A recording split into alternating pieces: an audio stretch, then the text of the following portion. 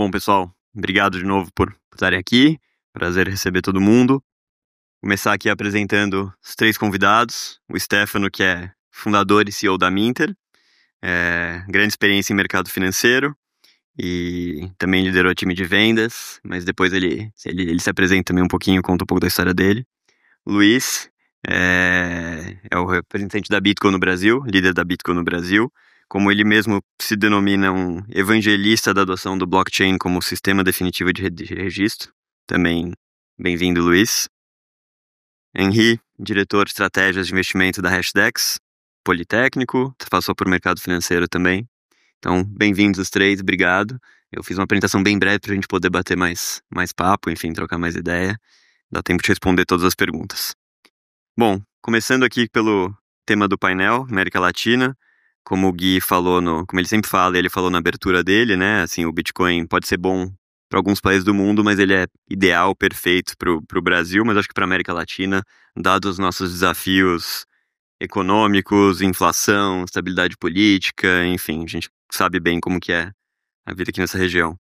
E aí, que eu ouvi de vocês, então, se apresentarem, e essa primeira pergunta, dado todo esse histórico de problemas em diversas áreas que a gente tem, o que o Bitcoin mais resolve? Assim, qual ele é um ativo de proteção? Ele é um instrumento de liberdade financeira? Ou ele ainda é algo embrionário? Assim, como vocês enxergam o Bitcoin nesse papel de ajudar a América Latina? Talvez começando aqui da direita para Legal. Bom, primeiro, um prazer, tá? Uma honra estar aqui. Tem 3 anos que eu não faço uma palestra, né? Então é legal para a gente estar voltando. Prazer estar contigo aqui também, Henry, né? Para quem não sabe, eu também fui fundador da Hashdex. E nos eventos lá em 2021, quando a gente fazia, eu praticamente tinha que pedir para minha mãe participar dos eventos. Então, hoje ter uma sala lotada desse jeito, isso é bonito. A gente vê que a revolução está acontecendo, né? A Hashdex está perto aí de 8, 9 bi de real. Quando a gente começou não tinha nada. E falando um pouco então da Minter, né? A Minter é a primeira mineradora institucional do Brasil. A gente começou tem 3 anos e hoje a gente tem 20 mega de energia lá em Xique-Xique, na Bahia. Então, para quem aqui é evangelizador e fala que o Bitcoin não tem lastro, o Bitcoin vai para zero, a gente está gerando emprego em Xique-Xique, tá? Não sei se todo mundo sabe, Xique-Xique tem o meme, mas Xique-Xique também é uma cidade que fica a 8 horas de carro de Salvador. E falando um pouco dos impactos econômicos, você perguntou, né, Gui, assim, especificamente na nossa planta, tem 20 famílias hoje que suportam, né, o sistema Bitcoin, e tem um fenômeno, inclusive, lá, que tá todo mundo casando lá na planta para poder oferecer plano de saúde para a esposa. Então, para quem acha que vai para zero ou não tem lastro, até emprego em Xique-Xique o Bitcoin gera. Obrigado. Luiz? Sim, primeiro que nada, eu falo portunhol, eu sou mexicano, então tenham aí um pouco de paciência comigo. E nada, eu vengo da Bitgo, é uma companhia de ativos digitais que data de 2013. E para contestar a sua pergunta, eu gostaria de falar de uma história personal. Eu comecei acá na Bitgo em 2022 e algumas vezes havia jogado, sim, com Bitcoin, Ethereum, algumas coisas, comprar, vender, mas nunca antes disso eu havia tenido esse orange pill na boca. E desde então eu comecei a comprar uma mesada para minhas filhas. Desde então, 1.200 pesos mexicanos na semana, umas R$ 300 a semana. E, por exemplo, também ao mesmo tempo, eu criei uma insurance para os estudos de minhas filhas universitários. E, por exemplo, para darles um contexto, esses estudos provavelmente vão ser 2 milhões de pesos mexicanos. Não sei quantos real. Mas, por exemplo, esse investimento que eu estou fazendo todos os domingos de 1.200 pesos mexicanos, hoje são quase 700 mil pesos mexicanos. E isso estamos falando de 3 anos e pouco. E exatamente isso é o que eu vejo no Bitcoin. para nossos países na América Latina, algumas vezes é uma forma de ahorro, poupança, sim, obrigado, de poupança, em donde também vamos paralelo ao dólar. Então, se o dólar sube, também sube nosso investimento. Se sube o Bitcoin, também sube nosso investimento. Então, acho que, sem dúvida, já é uma salvaguarda de valor para a América Latina. E bueno. Luiz, o salário na Beagle tá maior que o da Orange, porque eu faço os R$300 por mês para meus filhos, mas é uma vez por mês, não é toda semana, então.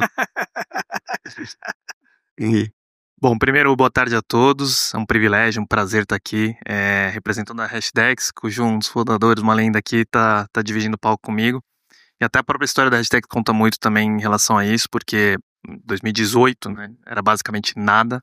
Hoje, como o próprio Stefano falou, a Hashdex é a terceira maior gestora de ETFs brasileira, considerando todas as classes de ativos, focada única e exclusivamente em criptoativos, majoritariamente Bitcoin, dentro do seu portfólio, dos seus índices. Mas em relação à sua pergunta, eu diria que ela ainda é as três, né? Então, quando a gente fala de reserva, de proteção especificamente, muita gente confunde um pouco da questão do hedge por conta de portfólios, enfim, da parte de investimentos, acreditando que quando os ativos de risco vão cair, o Bitcoin vai subir.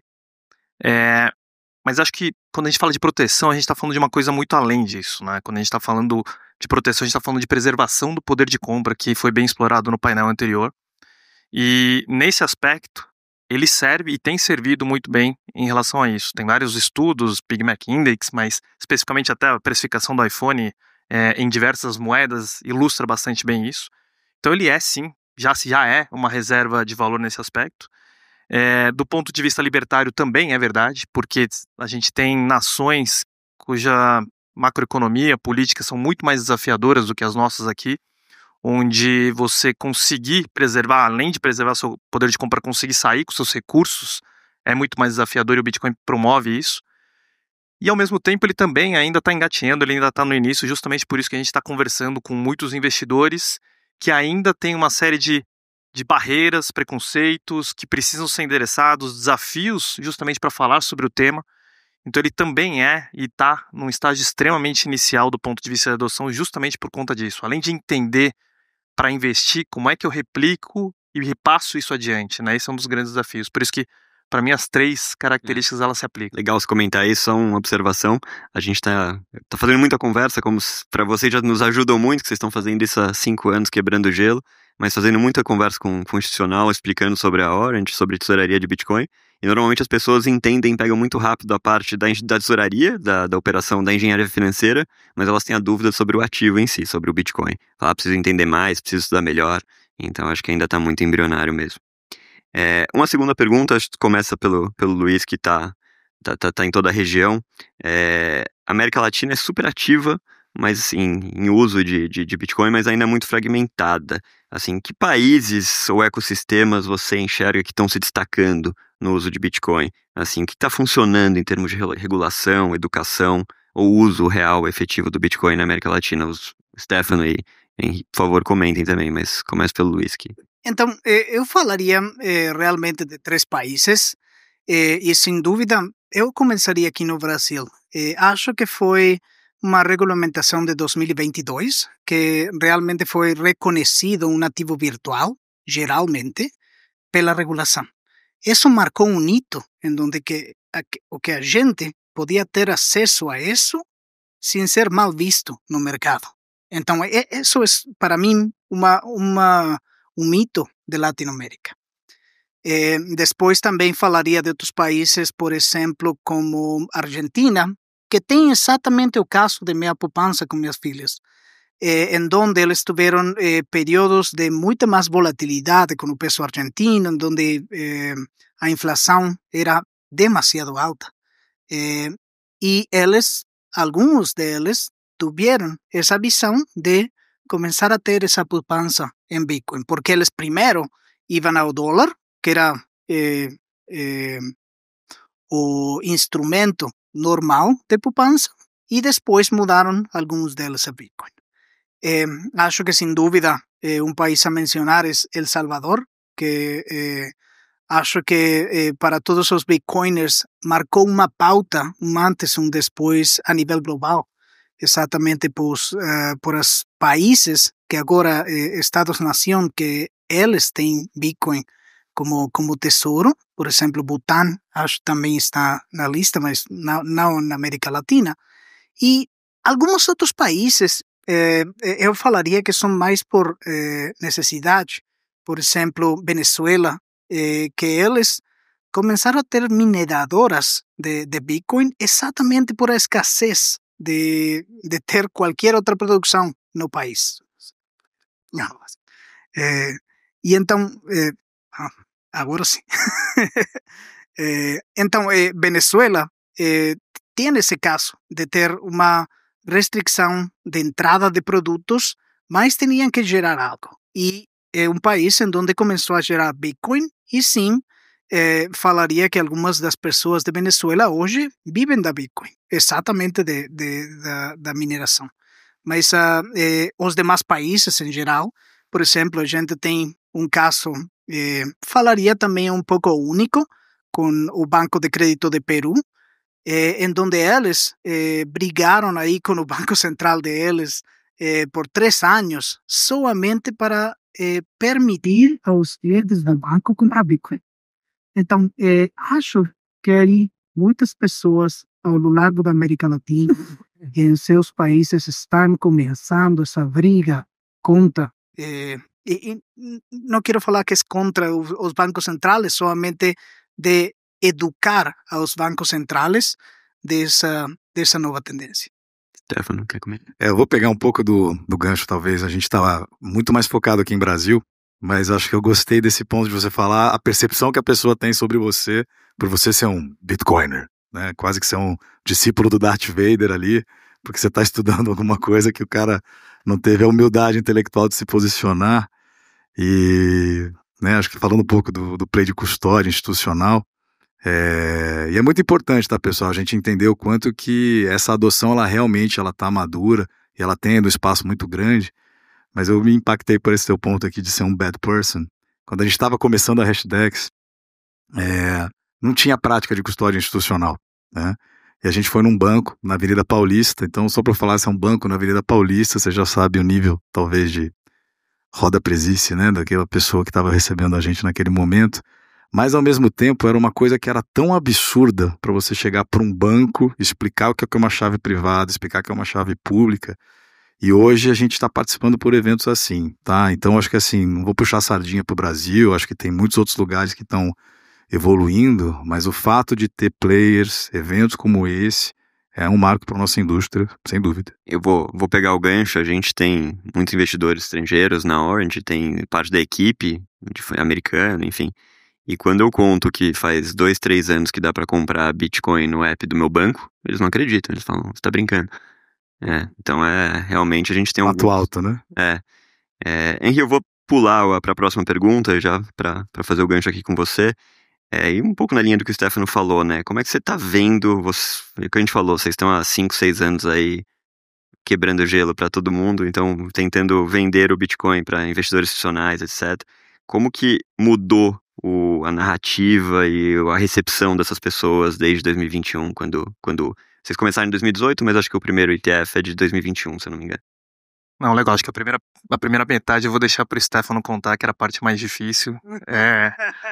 Mas é impressionante ver o quanto que o nível da discussão mudou, né? Especialmente se antes a gente estava discutindo sobre a própria tecnologia, hoje a gente está discutindo muito mais como encarar e como explicar e qual framing que a gente deveria adotar.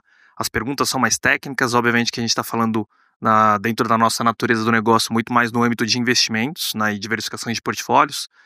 E, portanto, a gente vê uma grande evolução que, em parte, é o próprio amadurecimento, né, da indústria e da própria tese do Bitcoin.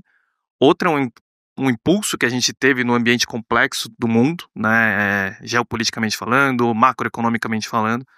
Então, uma das perguntas clássicas, que era do lastro do Bitcoin, hoje ela já é bem menos questionada, uma vez que ele começa a se tornar lastro. Isso é uma quebra de paradigma gigantesco.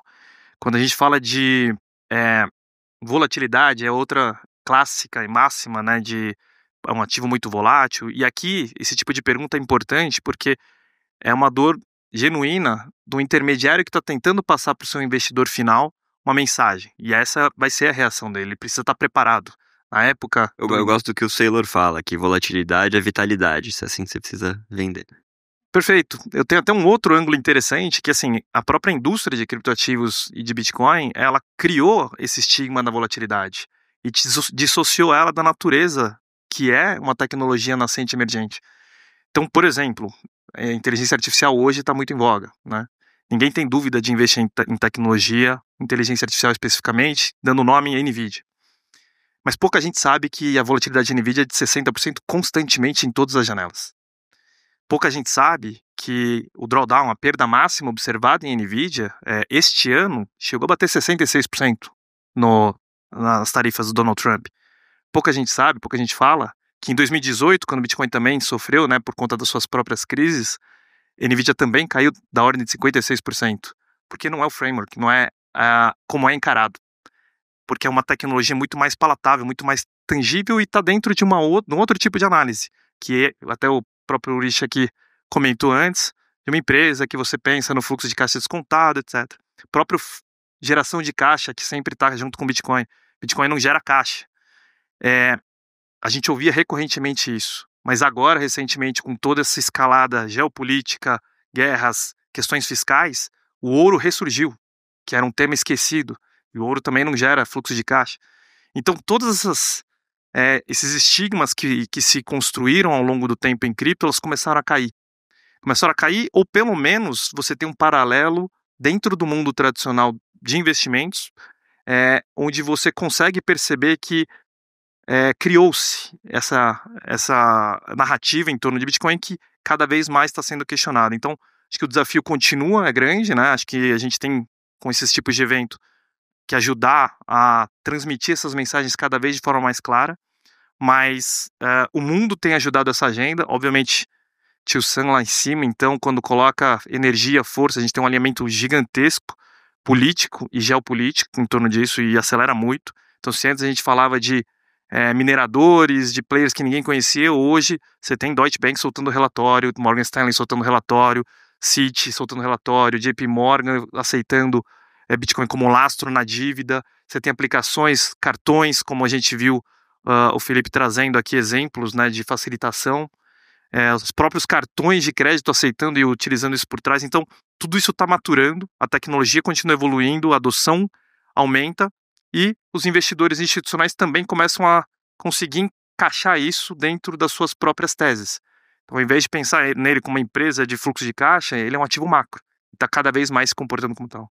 Legal. E eu vou dedurar aqui o Ulrich, que ele falou esse estigma, ele não contou, mas ele tem dentro de casa, ele vivia isso dentro de casa, assim como eu, e ele venceu já, tá? Porque os parentes dele investiram aqui com a gente, e eu ainda não venci ele, tá? Ele já andou mais do que eu nesse quesito. Vou conseguir. Luiz, indo para custódia, falando um pouco de custódia, né? Acho que a BitGo tem uma atuação super forte nisso, referência. E talvez seja uma das grandes desconfianças dos investidores, enfim, uma das grandes dúvidas. Acho que o Henry não tocou nesse ponto, mas acho que a gente sente um pouco, sempre vem essa pergunta da custódia. Como é que você vê a evolução dessa infraestrutura de custódia na América Latina? Onde que ainda estão os riscos, as fragilidades? Bem, para isso eu quisera falar mais uma vez da história de minhas filhas, pero vamos por partes. Hoje, por exemplo, muitos de nossos clientes se acercam a BitGo para pedir, por exemplo, liquidez de poder comprar, vender os bitcoins, trocá-los, por exemplo, para USDT, USDC, alguma coisa, fazer préstamos, empréstimos, muitas coisas.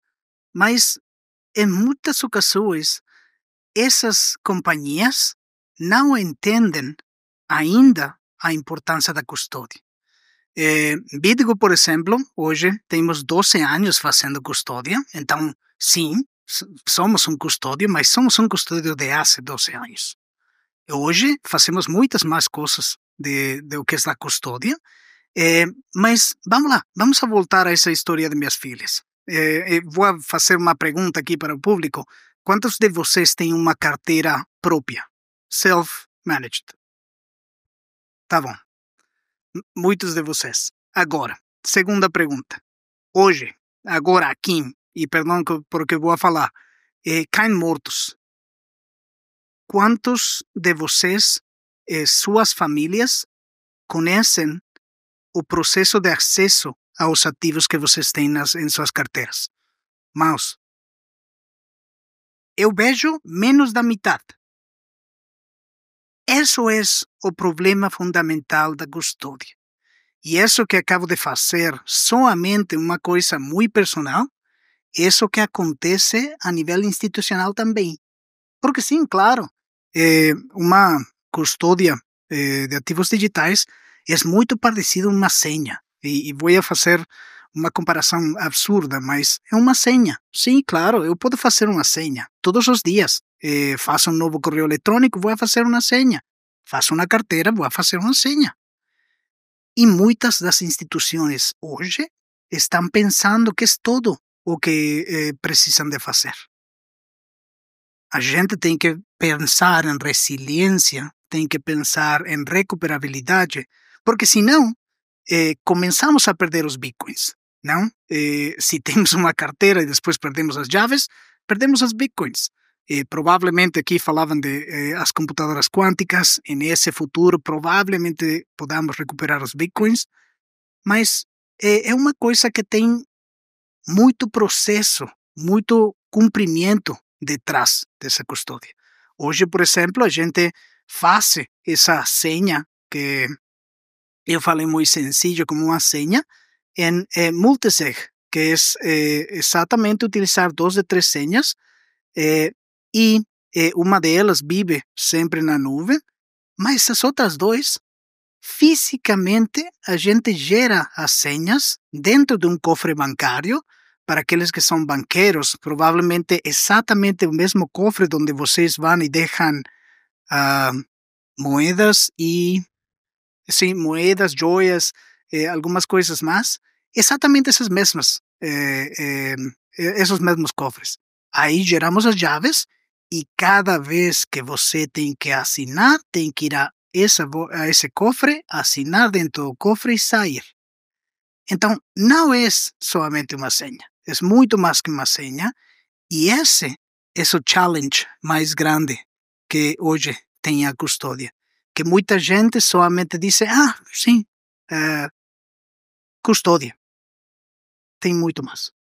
Não, se eu puder complementar, e acho que sob a ótica institucional a gente vê muito disso, e a gente fala com muito investidor que tem as carteiras próprias, uma das perguntas que também poderia ser feita é quantos estão com a carteira aqui? Por que isso é importante? Porque a gente já ouviu relatos, né, com investidores que tinham a carteira própria no Sul quando tivemos as enchentes.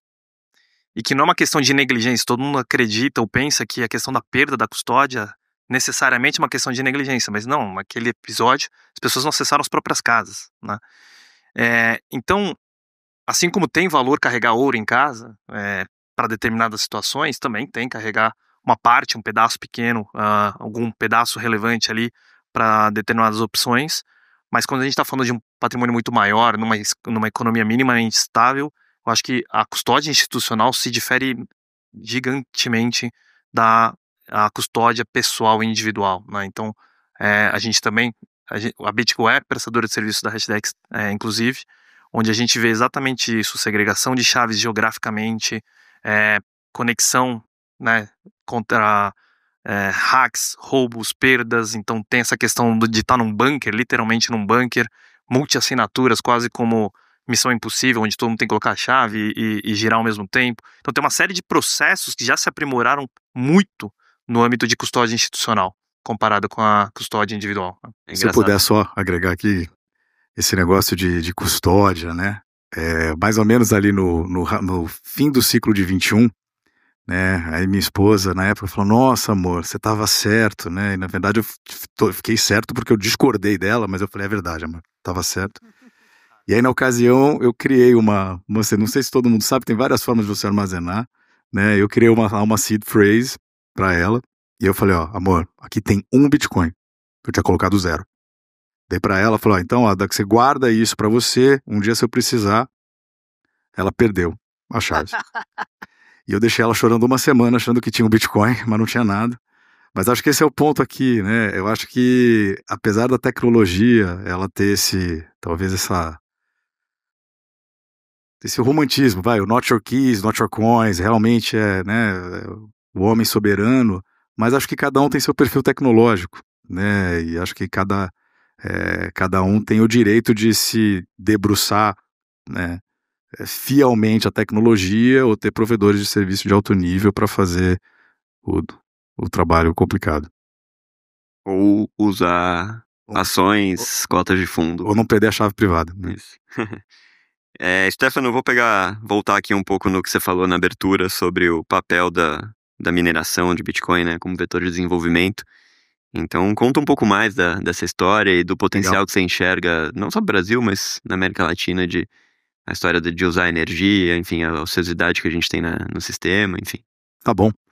Vou pegar um pouquinho do que o Uris comentou, né? Eu acho que o Bitcoin ele realmente é um choque de humildade.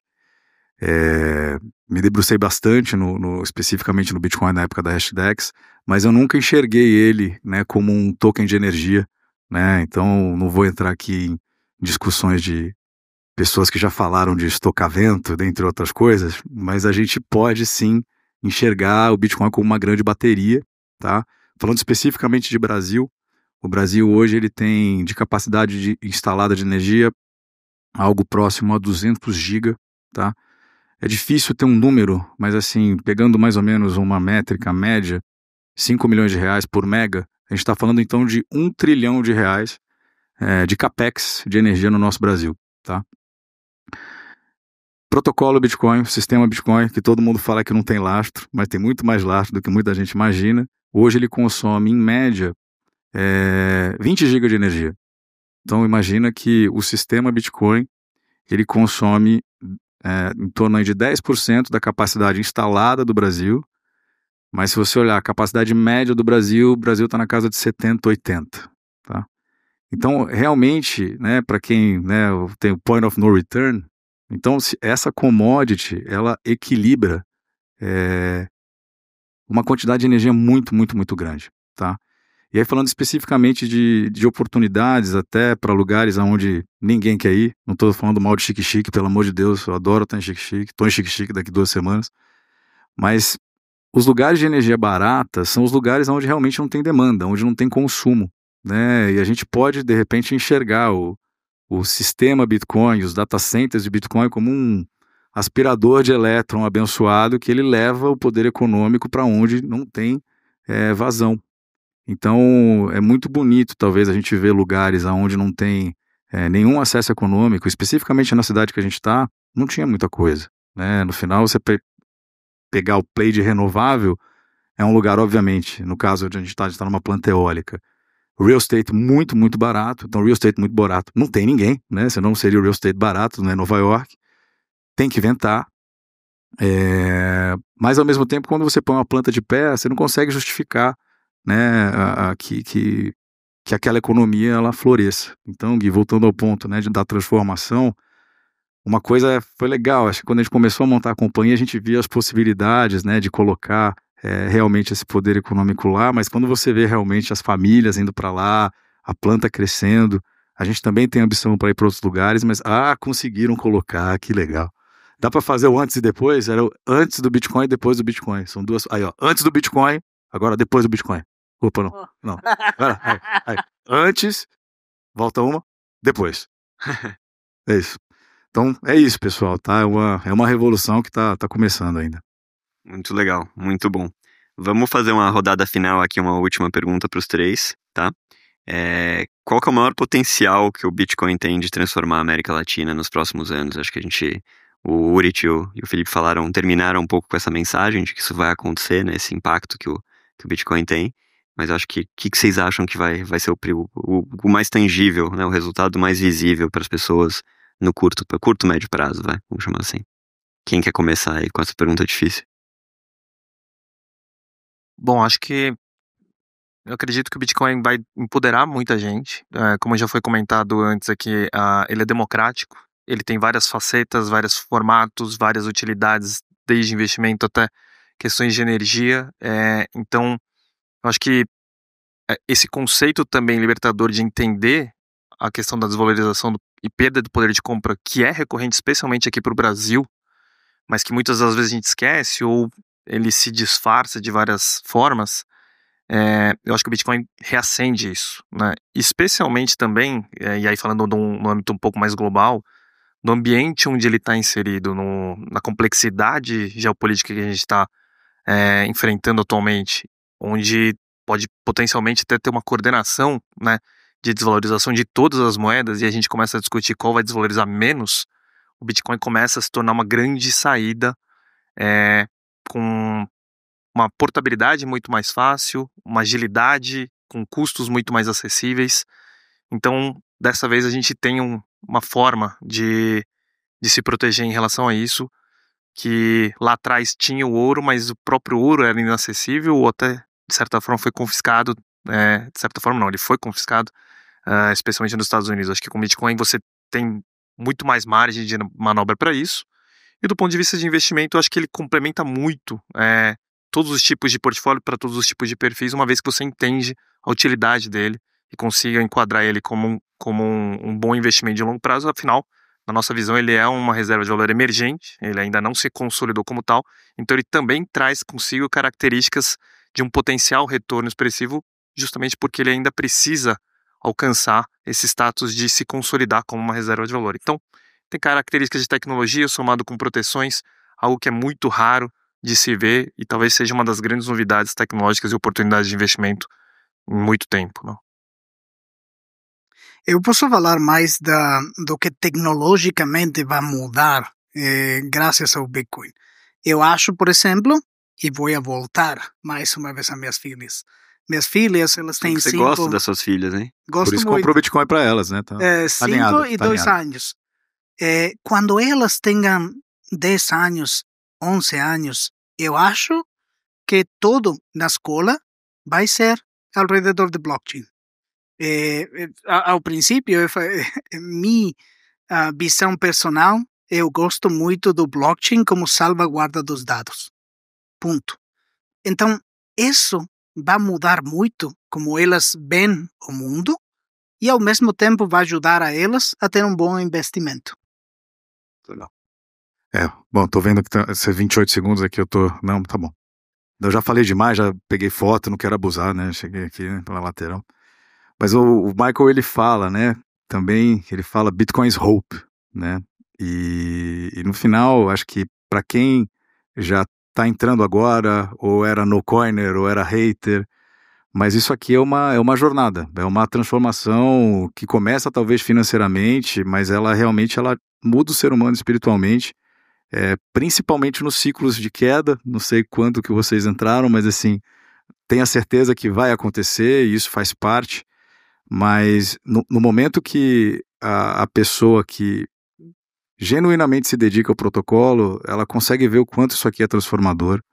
Então, acho que talvez até de mensagem aqui para quem ainda não é cliente ou está resistindo talvez a se posicionar, estuda esse sistema, porque ele realmente é uma dádiva que a gente recebeu. Eu volto ao ponto lá do Urich, lá se o anjo da guarda Satoshi aparecesse aqui, eu falei, volta, não fica aqui não, a gente não está pronto ainda para esse nível de frequência, mas Bitcoin é esperança, né, para todo mundo. Muito legal, bacana. Muito obrigado, Henri, Luiz, Stefano. Honra. Muito legal. Obrigado. Obrigado.